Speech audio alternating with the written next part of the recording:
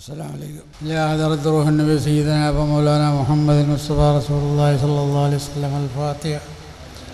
أعوذ بالله من الشيطان الرجيم. بسم الله الرحمن الرحيم. الحمد لله رب العالمين الرحمن الرحيم مالك يوم الدين. إياك نعبد وإياك نستعين اهدنا الصراط المستقيم صراط الذين أنعمت عليهم غير المغضوب عليهم ولا الضالين آمين. بسم الله الرحمن الرحيم. قل هو الله أحد الله الصمد لم يلد ولم يولد ولم يكن له كفوا أحد. بسم الله الرحمن الرحيم. قل هو الله أحد الله الصمد لم يلد ولم يولد ولم يكن له كفوا أحد. بسم الله الرحمن الرحيم. قل هو الله أحد الله الصمد لم يلد ولم يولد ولم يكن له كفوا أحد. بسم الله الرحمن الرحيم. لله رب الفلق من شر ما خلق ومن شر غاسق إذا وقب ومن شر النفاثات في العقد من شر حاسد إذا حسد. بسم الله الرحمن الرحيم. لله رب الناس ملك الناس إله الناس من شر الوسواس الخناس الذي يوسوس في صدور الناس من الجنة والناس. آمين. الحمد لله رب العالمين الذي أنعم علينا وهدانا إلى دين الإسلام. اللهم صل على سيدنا مولانا محمد المصطفى رسول الله صلى الله عليه وسلم. اللهم صل صلاة كاملة وسلم سلاما تاما على سيدنا محمد الذي تنهل به العقد وتنفرج به الكرب وتقضى به الحوائج وتنال بالرغائب والصلوات بجاه الكريم وعلى آله وصحبه في كل الأمة من المسلم وفي كل معلوم لك. اللهم وصل بلغ الأثواب ما قرأنا من القرآن العظيم وما صلينا وهدية واصلة ورحمة نازلة وبركة شاملة منا إلى حضرة روح النبي سيدنا محمد المصطفى رسول الله صلى الله عليه وسلم. ثم إلى أرواح آبائي وإخواننا الأنبياء الملائكة الله المرسلين ملائكة الله المقربين. ثم إلى أرواح ساداتنا أبو بكر وعمر وعثمان علي وحسن الحسين والمصطفى والعباس وفاطمة الزهراء وخديجة الكبرى وعائشة الأم. إلى أرواح صحابات كلهم أجمعين. ثم إلى حضرات أرواح الخاصة وأصحاب البدريين والوحديين والهندكين والحنين والصحابات كلهم يا رب. ثم إلى حضرات أرواح شيخنا وصلاة محي الدين عبد القادر الجيلاني قدس الله روحه اللذيذ. ثم إلى أرواح سلطان العارفين سيدنا أحمد الكبير الفاي رضي الله عنه. ثم إلى أرواح رسول الله وجامع الإدريس رضي الله عنه. ثم إلى أرواح رواد قطب سلطان سيد إبراهيم بادشاه شيخ الله. ثم إلى أرواح حسينا. ثم إلى أرواح مشايخنا في الصدر الغازية في السيارة رفاعية أخضرية كلهم أجمعين. ثم إلى حضرات أرواح روحنا شيخ الأنبياء الأولياء العلماء والشهداء والصديقين والصالحين. ثم إلى أرواح من المؤمنين والمؤمنات اللهم المرسلين. ثم إلى أرواح آباء إخواننا الأنبياء والمرسلين. ثم إلى أرواح من الأولياء والأكتاب والأوتاد الكبار رجال الله خصوصا إلى حضرة سيدنا أبي الفاتح عليه السلام إلياس النبي عليه السلام. ثم إلى أرواح اليمين المؤمنين عما إنك على كل شيء قدير. اللهم إنا نسألك نتوسل إليك وأنبيائك وأوليائك وشهدائك وعبادك الصالحين أن تقبل دعوتنا وتيسر مرادنا ومصيباتنا برحمتك يا أرحم الراحمين. اللهم اجعل في قلب نور النبي سمي نور النبي سر نور. اللهم اشرح لي صدري ويسر لي أمري واحلل عقدة من لساني يفقهوا قولي يا أرحم الراحمين. اللهم ربنا آتنا خير الدنيا وخير الآخرة وشر شر الدنيا وشر الآخرة. اللهم اغفر لنا وارحمنا ولوالدينا رب ارحمهما كما ربونا صغارا ولمشايخنا ولأستاذنا ولأحبابنا ولجميع أمة محمد صلى الله عليه وسلم. اللهم ربنا تقبل منا إنك أنت السميع العليم وتب علينا إنك أنت التواب الرحيم واغفر لنا يا غافر المذنبين. آمين برحمتك يا أرحم الراحمين. صلى الله تعالى وسلم على سيدنا محمد وآله وصحبه أجمعين. اللهم سبحان ربك رب العزة عما يصفون وسلام على المرسلين الحمد لله رب العالمين. يا ربي بالمصطفى بلغ مقاصدنا وهبر لنا ما مضى يا واسع الكرم. يا سيدي سندي وأوصي ويا مددي كل ظهيرا على الأعداء بالمدد. مجير يرضي وخذ بيدي مدى مددي خليفة الله بنا يا محي الدين.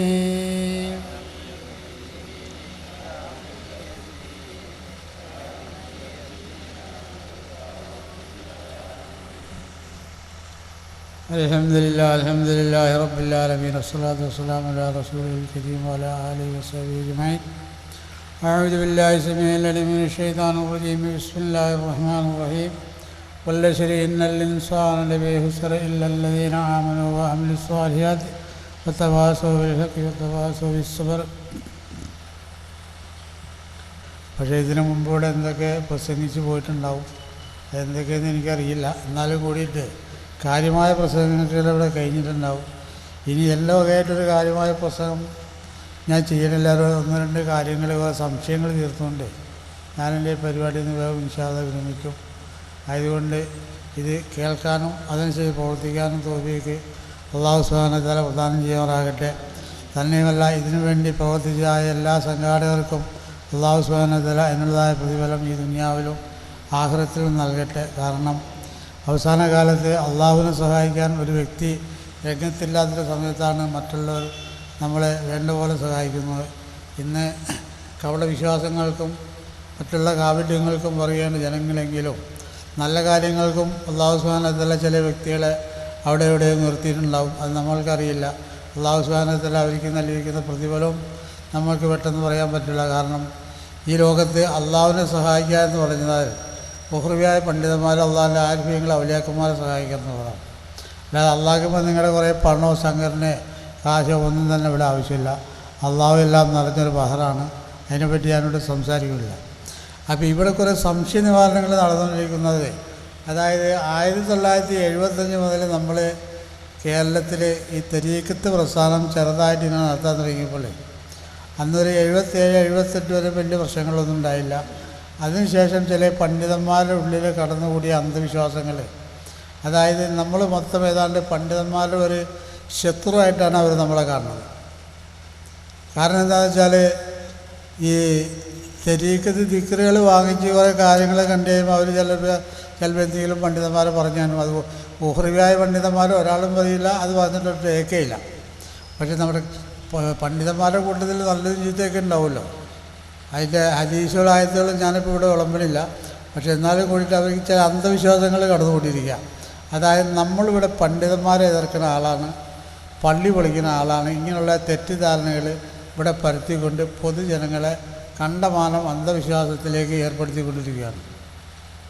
അപ്പോൾ അതിനെപ്പറ്റി 2 വാക്കുകൾ മാത്രമേ ഞാൻ പറഞ്ഞുകൊണ്ട് ഇവിടെ വേഗം അവസാനിപ്പിക്കും ഇൻഷാ അല്ലാഹ്.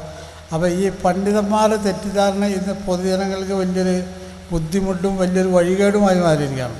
അവർക്ക് നേർവഴിയിലേക്ക് നീങ്ങാൻ യാതൊരു വിധ സൗകര്യങ്ങളും ഇവിടെ ചെയ്യണില്ല എന്ന് വേണം പണ്ഡിതന്മാരെ പറ്റി പറയുന്നത്.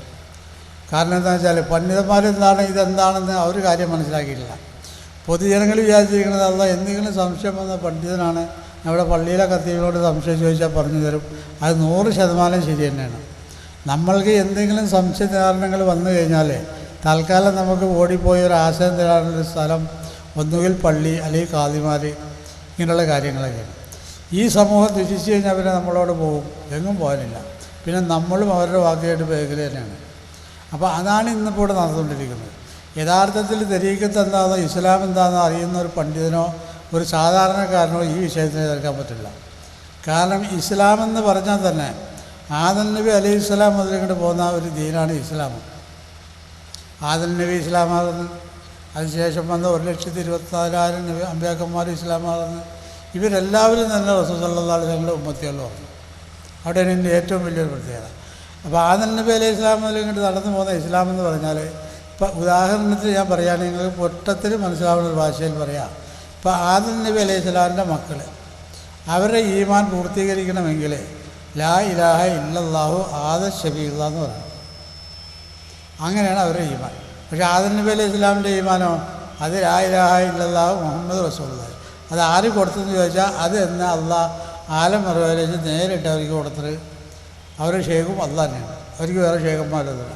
പിന്നെ അവർക്ക് നിർദ്ദേശമാർഗ്ഗങ്ങൾ നൽകാൻ വേണ്ടി ഇവിടെ അല്ലാഹു സുബ്ഹാനഹു വ തആല അവൻ്റെ മുഖർബയെ മലക്കുകളെയും അല്ലാത്തവരെയൊക്കെ നിയമിച്ചിട്ടുണ്ട്. ഇതെല്ലാം തന്നെ മനുഷ്യന്മാരുടെ ഹിതമത്തിലും അവരുടെ ആവശ്യത്തിനും വേണ്ടി മാത്രമാണ് ഈ മലക്കുകൾ. അതായിരിക്കും അമ്പിയാക്കന്മാർക്കും കാമലായ മോമിനങ്ങൾ. അപ്പോൾ ഇങ്ങനെ ഇങ്ങോട്ട് പോന്നു കഴിഞ്ഞപ്പോൾ ഓരോ നബിമാരും അതന്നെ ആദം നബി അലൈഹി സ്വലാമിന് ശേഷം മൂത്ത മകനായ സീദ് നബി അലൈഹി സ്വലാം, സീദ് നബി അലൈഹി സ്വലാമിനെ വിളിച്ചിട്ട് ആദം നബി അലൈഹി സ്വലാം പറഞ്ഞ് മോനെ സീത്തെ നീ ഒരു കാര്യം മനസ്സിലാക്കണം, എൻ്റെ കാലം ഏതാണ്ട് അവസാനിച്ചുകൊണ്ടിരിക്കുകയാണ്. എൻ്റെ കാലത്തിന് ശേഷം ഇവിടെ ദീൻ നടത്തേണ്ട ആൾ ആര്? സീത്തുത്തിയാണ്. അപ്പോൾ ഞാൻ ഒരു കാര്യം നിന്നോട് പറഞ്ഞ് മനസ്സിലാക്കി തരാം. ഞാൻ അള്ളാഹുവിൻ്റെ അർശ്, ആലം, അർവാഹ് എന്നിവരുടെ സർവ്വ ലോകങ്ങളും ചുറ്റി ഞാൻ നോക്കിയിട്ട് അവിടെ എല്ലാം കണ്ടത് വെറും ലാ ഇലാഹ ഇല്ലല്ലാഹു മുഹമ്മദ് റസൂലുള്ളാഹി. അതുകൊണ്ട് ഈ വാചകത്തെ നീ മുറുക്കി പിടിക്കണം. അതുപോലെ നിൻ്റെ ശിഷ്യന്മാർക്ക് നീ ഇന്നതുപോലെ അതും ചെയ്യണം. എൻ്റെ കാലശേഷം ഞാൻ എൻ്റെ ഉത്തരവാദിത്വം ഏൽപ്പിച്ചിട്ടാണ് ഞാൻ ഇവിടുന്ന് പോകുന്നത്. സീത്ത് നബി അലൈഹി ഇസ്ലാം വസിയത്ത് കൊണ്ട്. അപ്പോൾ പിന്നെ എന്തായി, സീത്ത് നബിയുടെ കാലത്ത് മറ്റുള്ള എല്ലാവരേക്കും, സീത്ത് നബിയുടെ മക്കൾക്കും ലാ ഇലാഹ ഇല്ലല്ലാഹ് സീത്ത് നബിയുള്ള ഇങ്ങനെ ഇങ്ങോട്ട് പോകുന്ന ചുരുക്കം പറഞ്ഞാൽ നീട്ടി പറയണില്ല. റസൂൽ സല്ലല്ലാഹു അലൈഹി വസല്ലം തങ്ങളുടെ കാലം വരെ ഇങ്ങനെ ഓരോ നബിമാരും, ഇപ്പം മൂസാ നബി അലൈഹി ഇസ്ലാം വന്ന ഉദാഹരണത്തിന് മൂസാ നബിയുടെ കൗമികൾ എന്ത് പറയണം? ലാ ഇലാഹ ഇല്ലല്ലാഹ് മൂസാ കലീമുള്ള. അപ്പോൾ മൂസാ നബി അലൈഹി ഇസ്ലാമിൻ്റെ ചെയ്യുക അത് ലാ ഇലാഹ ഇല്ലല്ലാഹ് മുഹമ്മദ് റസൂലുള്ളാഹ്, അത് അള്ളാഹ്. അപ്പം അവരുടെ ഉമ്മത്തികൾക്ക് ഇത് മതി. പക്ഷേ ഇതിലെല്ലാം വ്യത്യസ്തമായിട്ടാണ് റസൂൽ സല്ലല്ലാഹു അലൈഹി വസല്ലം തങ്ങളുടെ വരുന്നത്. കാരണം ആദ്യം തന്നെ ഞാനൊരു വാക്കിവിടെ പറഞ്ഞല്ലോ, 1,24,000 അമ്പിയാക്കന്മാരും റസൂൽ സല്ലല്ലാഹു അലൈഹി വസല്ലമയുടെ ഉമ്മത്തികളാണ്. അതുകൊണ്ടാണ് ലിവാഉൽ ഹംദ് എന്നുള്ള കൊടി അവസാനം റസൂൽ സല്ലല്ലാഹു അലൈഹി വസല്ലം തങ്ങളെയാണ് അല്ലാഹു സുബ്ഹാനഹു വ തആല ഏൽപ്പിക്കുന്നത്. അപ്പോൾ ആ കൊടിക്കീഴിലായിരിക്കും 1,24,000 അമ്പിയാക്കന്മാർ. ശേഷം വരുന്ന ഔലിയാക്കന്മാർ സഹാബകളുടെ കൊടി അത് അലിയാരെ കൊണ്ടായിരിക്കും. അപ്പോൾ അങ്ങനെ ഓരോരുത്തേക്കും ഓരോ കൊടികളുണ്ടാവും, അവരുടെ സ്ഥാനം ദർജ അനുസരിച്ച്. അപ്പോൾ ഇങ്ങനെ ഇസ്ലാം പോകുന്ന റസൂൽ സല്ലല്ലാഹു അലൈഹി വസല്ലം തങ്ങളുടെ കാലം വന്നു കഴിഞ്ഞതോടുകൂടി തങ്ങളുടെ കാലത്തോടെ മറ്റുള്ള എല്ലാ നബിമാരുടെ മതങ്ങളും അവിടെ അടച്ചുപൂട്ടി. ഇത് അവർ ലാ ഇലാഹ ഇല്ലല്ലാഹ് മൂസാ കലീമുള്ളാന്നോ ഈസാ റൂഹുള്ളാന്നോ അല്ലെങ്കിൽ മറ്റെന്ത് തന്നെ പറഞ്ഞാലും, ഏത് വിഷയത്തിൽ പറഞ്ഞാലും ഇവിടെ ഇസ്ലാമാവില്ല. ഇനിയിപ്പം നമ്മൾ ഇസ്ലാം ആവണമെങ്കിൽ എന്ത് വേണം? റസൂൽ സല്ലല്ലാഹു അലൈഹി വസല്ലം തങ്ങളെ അംഗീകരിച്ചേ പറ്റുള്ളൂ. അതാണ് ഇനി നമുക്കിവിടെ ഉള്ള തത്വം. അപ്പം നമ്മൾ എന്ത് വേണം? അപ്പോൾ ലാ ഇലാഹ ഇല്ലല്ലാഹ് മുഹമ്മദ് റസൂലുള്ളാഹി കൊണ്ടല്ലാതെ നമ്മൾ റസൂലുള്ളാഹിനെ അംഗീകരിക്കാൻ പറ്റില്ല. ലാ ഇലാഹ ഇല്ലല്ലാഹ് അഷ്ഹദു അന്ന മുഹമ്മദ് റസൂലുള്ളാഹ്, ഇതാണ് നമ്മുടെ ഏക തത്വം. അപ്പോൾ ഇതിനുപരിയായിട്ട് അപ്പോൾ ഇങ്ങനെ പോന്ന് ഈ റസൂൽ സല്ലല്ലാഹു അലൈഹി വസല്ലം തങ്ങളുടെ ദീനും വരവോടുകൂടി ഇവിടെ ദീനും വിലായത്തും കറാമത്തും ഔലിയാക്കന്മാരുടെ സാധനങ്ങളും മുസ്ലിമുകളുടെ സാധനങ്ങളും എല്ലാം തന്നെ അവസാനിക്കും. ലാ ഇലാഹ ഇല്ലല്ലാഹ് ഈസാ റൂഹുള്ളാന്നോ അല്ലെങ്കിൽ ലാ ഇലാഹ ഇല്ലല്ലാഹ് ആദം ശബീഉള്ളാന്നോ ഇതൊന്നും പറഞ്ഞാൽ തന്നെ ഈമാൻ പൂർത്തിയാവില്ല. ഈ ലാ ഇലാഹ ഇല്ലല്ലാഹ് പറഞ്ഞാൽ പൂർത്തിയാവും, അതും ആവില്ല. ലാ ഇലാഹ ഇല്ലല്ലാഹ് പറയുമ്പോൾ എന്താവും നമ്മൾ?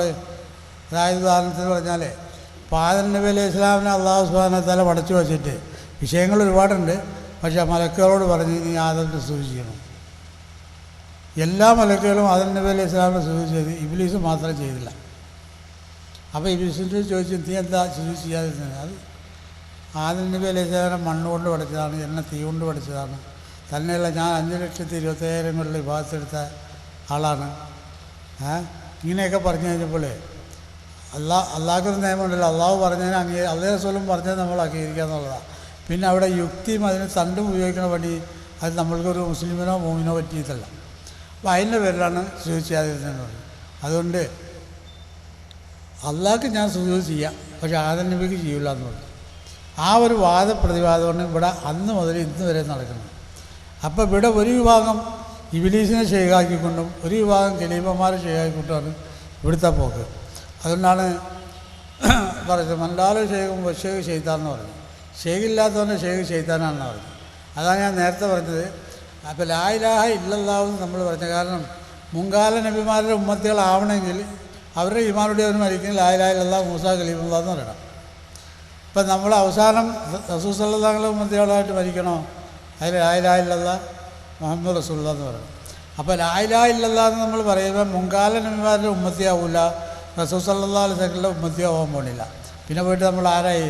മല്ലാലു ഷെയ്ഖും ഷെയ്ഖ് ഷെയ്ത്താൻ എന്ന് പറഞ്ഞ മാതിരി നമ്മുടെ ഷെയ്ഖ് പിന്നെ ഇബ്ലീസായി. ഇബ്ലീസ് ഷെയ്ഖ് ഇവിടെ ആയിക്കഴിഞ്ഞാൽ പിന്നെ അവൻ്റെ ലക്ഷ്യം എന്താണെന്നുള്ളത് നമ്മൾ പറഞ്ഞ് മനസ്സിലാക്കണമല്ലോ. കാരണം ഖുർആൻ്റെ ഒരു ആയത്തിന് 70 മാനം വയ്ക്കാമെന്ന് പറഞ്ഞു. ഇതുകൊണ്ട് തന്നെയാണ് ഇബ്ലീസും കളിക്കുന്നത്, നമ്മുടെ ദുനിയാവിൻ്റെ പണ്ഡിതന്മാരും കളിക്കുന്ന ഈ ഒരു വിഷയം കൊണ്ട് തന്നെയാണ്. അപ്പോൾ ഇത് നമ്മൾ തുറന്ന് പറഞ്ഞതിൻ്റെ പേരിലാണ് നമ്മൾ ഏതാണ്ട് പണ്ഡിതന്മാരുടെ ശത്രുവാണ്, അല്ലെങ്കിൽ അങ്ങനെയാണ് ഇങ്ങനെയാണ്, അതിലേക്ക് പോകല്ല, അത് പിഴച്ച വഴിയാണ്. ഈ പിഴച്ച വഴിയാണെന്ന് പറയുന്ന പണ്ഡിതന്മാർക്ക് നേരിട്ടിരുന്ന് സംസാരിക്കാം. കാരണം ഞങ്ങൾക്കുണ്ട് മുഷാവറയൊക്കെ. ഇന്നിവിടെ മുഷാവറ കഴിയും, ഹൗസിയ മുഷാവറ ഞങ്ങൾക്ക് സ്വീകരണമാണ്. ഈ സ്വീകരണത്തിൽ കൂടെയുള്ള പരിപാടിയാണ് ഇന്നിവിടെ നമ്മളിവിടെ വച്ചേക്കുന്നത്. അപ്പോൾ ഈ സ്വീകരണത്തിൽ ഈ 40 പണ്ഡിതന്മാരോടും അല്ലെങ്കിൽ 4 സമസ്തകളുടെ മുഷാവറ അവർക്ക് എല്ലാവർക്കും ഇവരോട് ചോദിക്കാം, അല്ലെങ്കിൽ നേരിട്ടിരുന്ന് ചോദിക്കാം. പിന്നെ ഒച്ചയും വിളിയും കൂക്കുവിളിയും ആശയം കൊണ്ട് തോറ്റ് കഴിയുമ്പോൾ കയ്യാങ്കളി ഒന്നും നടത്താനൊന്നും ആരും നോക്കണ്ട. അത് നമുക്ക് പറ്റിയതുമല്ല, അത് നടക്കുകയില്ല. അപ്പോൾ ആശയം കൊണ്ട് ആർക്കും നേരിടാം. അതിൽ പരാജയപ്പെട്ട് കഴിഞ്ഞപ്പോൾ പണ്ഡിതന്മാർ പലതര കുസൃതികളെ കൊണ്ടും ഇവിടുത്തെ പാവപ്പെട്ട പൊതുജനങ്ങളെ വഞ്ചിച്ചുകൊണ്ടിരിക്കുകയാണ്. ഇവിടെ ഇസ്ലാമിൻ്റെ ഏക ലക്ഷ്യം യാ അയ്യുഹല്ലദീന ആമനത്തഖുല്ലാഹ തുഖാതി വലാ തമൂതുന്ന ഇല്ലാ വഅൻതും മുസ്ലിമൂൻ എന്ന് പറയും. അതായത് നിങ്ങൾ മുസ്ലിമായിട്ടല്ലാതെങ്കിലും മരിക്കരുതെന്ന് അവസാനം പറഞ്ഞത്. അപ്പോൾ ഈ മുസ്ലിമായിട്ട് മരിക്കുന്നതിലും ഇവിടെ ഒരു ഷെയ്ഖ് വേണം. അതാണ് ഞാൻ നേരത്തെ പറഞ്ഞ വാക്കിൻ്റെ അർത്ഥം. മല്ലാലോ ഷെയ്ഖും ഒശേഖ് ഷെയ്ത്താന്ന് പറഞ്ഞതിൻ്റെ വാക്ക് അതാണ്. അപ്പം നിങ്ങളൊരു പൂർണ്ണ മുസ്ലിം ആവണോ അതിനും ഷെയ്ഖ് വേണം. അത് ഷെയ്ഖില്ലാന്ന് പറ്റില്ല. അല്ല ഇനി പൂർണ്ണ മൂമിനാവണോ റസൂൽ സല്ലല്ലാഹു അലൈഹി ഉമ്മത്തികളാവണോ അതിന് കാമിലായ ഷെയ്ഖന്മാർ റസൂൽ സല്ലല്ലാഹു അലൈഹി വസല്ലം തങ്ങൾ വഴി ഇങ്ങോട്ട് പോകുന്ന മദീനത്തിൽ ഇൽമ അലിയും ബാബ എന്ന് പറഞ്ഞ് ഇങ്ങോട്ട് പോകുന്നൊരു വഴിയുണ്ട്. ആ വഴി കൂടി നിങ്ങൾ നീങ്ങി ഒയത്തസിം ഹബിലില്ലാ എന്ന് പറഞ്ഞാൽ പിടിവള്ളി പിടിച്ചല്ലാതെ ഇവിടെ ഒരാളും തന്നെ റസൂൽ സല്ലല്ലാഹു അലൈഹി വസല്ലം ഉമ്മത്തികളോ അല്ലെങ്കിൽ മോമിനിങ്ങളോ ആവാൻ പോണില്ല. അവന് എത്ര കണ്ട് കിതാബ് ഓതിയാലും എത്ര കണ്ട് കറാമത്തേൽ കാണിച്ചാലും ഒരു കാമിലായ മുസ്ലിമിനെ സംബന്ധിച്ച് പറഞ്ഞാൽ ഇവിടെ ഈ 1921 മുമ്പ് ഒരുപാട് മോമിനിങ്ങളൊക്കെ ഉണ്ടായി, ഔലിയാക്കന്മാരുണ്ട്. അതിനുശേഷം പണ്ടേ സംഘടന വന്നതിന് ശേഷം പിന്നെ ഇവിടെ വന്ന നിർബന്ധ ബുദ്ധി എന്താണെന്ന് വെച്ചാൽ ഞങ്ങളൊരു 40 മുഷാവറ തിരഞ്ഞെടുത്ത് കഴിഞ്ഞാൽ അതിലൊരു പ്രസിഡൻറ്റ്, ഒരു സെക്രട്ടറി, ഒരു ഖജാഞ്ചി, ഇത് അവർ 3 പേരും പറയുന്നത് പോലെ മൊത്തം മുസ്ലിമുകൾ കേട്ടോളണം. അതാണ് അവർ മനസ്സിലായത്. അതിൻ്റെ അപ്പുറത്തേക്കൊരു ഭാഷ അവിടെ ഇല്ല. അതിനെതിരായിട്ട് വന്നവരൊക്കെ അവർ കാറിയേറ്റി.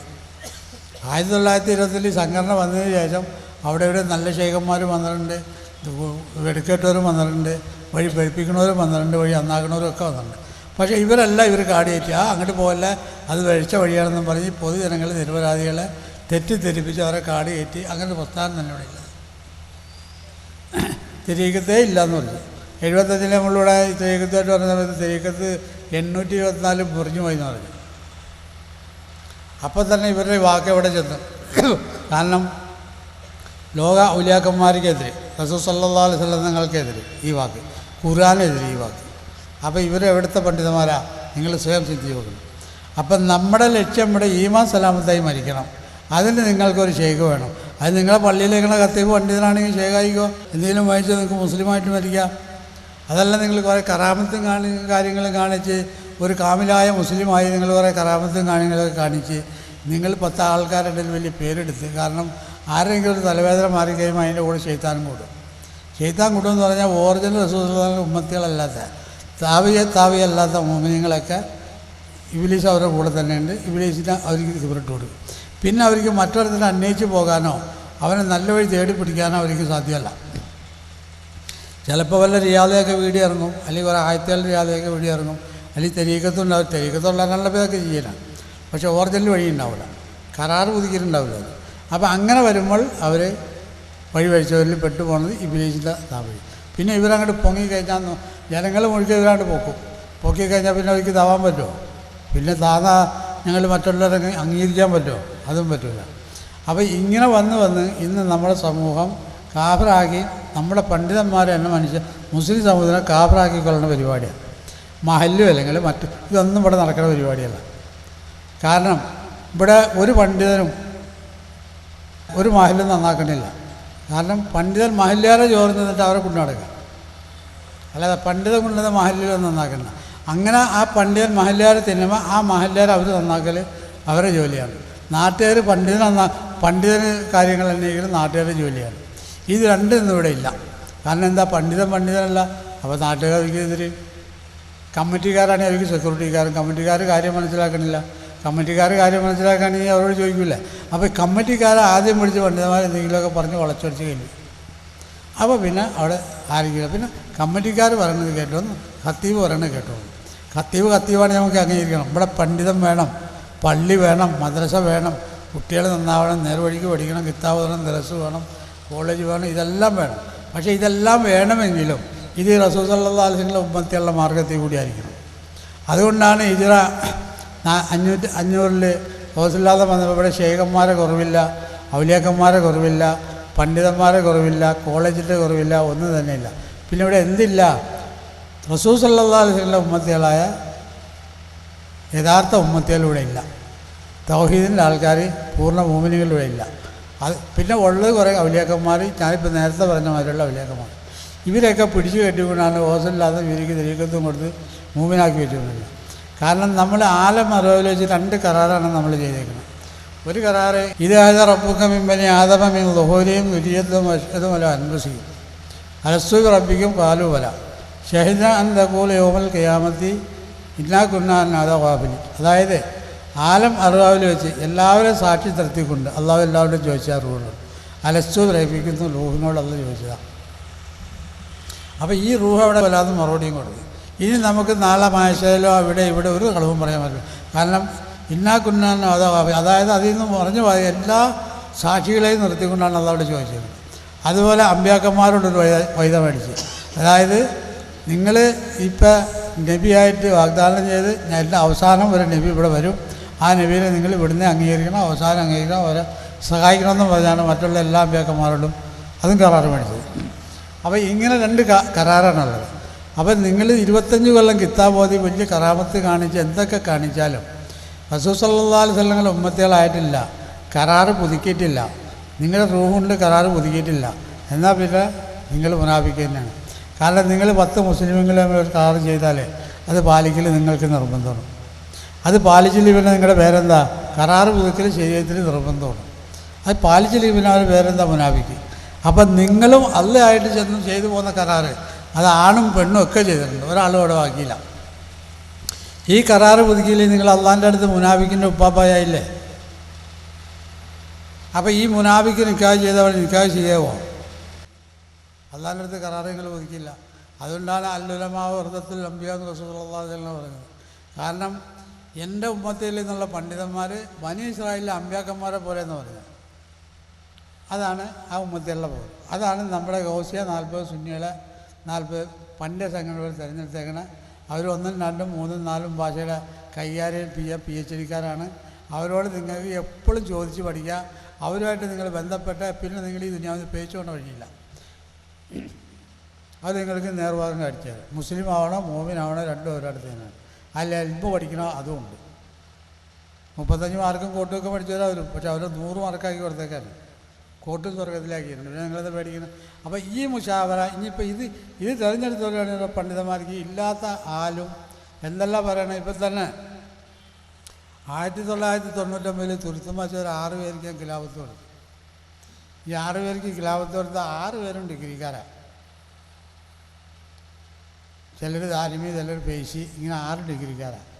ഈ ഖിലാഫത്ത് കൊടുത്തതന്നെ 3 ഞങ്ങളുടെ മഹലിൽ പെരുമ്പാവൂർ ഒരു മഹലിൽ വന്ന് ഒരു പണ്ഡിത സംഘടനയുടെ നേതാവിൻ്റെ അണിയൽ വന്ന് പ്രസവിച്ചതാണ്. ഇപ്പോൾ വലിയ സമസ്ത, വലിയ കുലാണ്ടെന്നൊക്കെ പറഞ്ഞ് നടക്കുന്ന വലിയ സെക്രട്ടറിമാരൊക്കെ എന്താ പറഞ്ഞാൽ അവിടെ ആലുവയിൽ ഒരു 6 ജാഹിലീങ്ങൾക്ക് തെരീക്കത്ത് കൊടുത്ത് ഒന്നും അറിയാൻ പാടില്ലാത്ത ജാഹിലീങ്ങൾ. ആരാ പറയണേ? ഈ 35 മാർക്ക് മേടിച്ചവരെന്നെ 35 മാർക്കാരെ കിട്ടും. കാരണം എന്താ? അവരുടെ 35 മാർക്കിൽ നിന്ന് മേപ്പോട്ട് കയറാൻ പറ്റില്ല. ഇവർക്ക് 100 മാർക്ക് കെട്ടി കഴിഞ്ഞപ്പോൾ അവരോടുള്ള അസൂയക്ക് മരുന്നില്ലല്ലോ. ഇവർ 100 മാർക്കും കോട്ട് സ്വർഗത്തിലേക്ക് കഴിഞ്ഞപ്പോൾ മറ്റവർക്ക് നിൽക്കക്കള്ളില്ല. അപ്പോൾ എന്തെങ്കിലും ഒന്ന് പറയണ്ടേ? അതിനും വേണ്ടി തട്ടിക്കൂട്ടിയിട്ട് മസാല എന്നതുപോലെ ഇപ്പം 40 ഓസിയ സുന്നി മുഷാവറ തിരഞ്ഞെടുത്ത്